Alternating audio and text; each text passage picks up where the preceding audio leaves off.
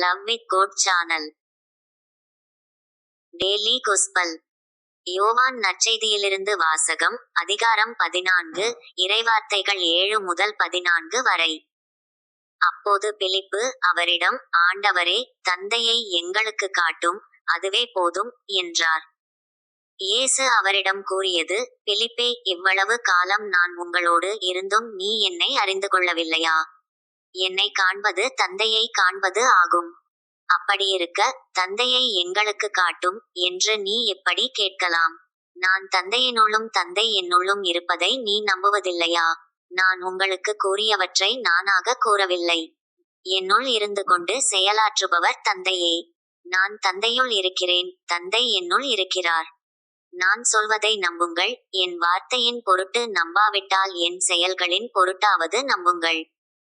நான் செய்யும் செயல்களை என்னிடம் நம்பிக்கை கொள்பவரும் செய்வார், ஏன், அவற்றை விட பெரியவற்றையும் செய்வார்.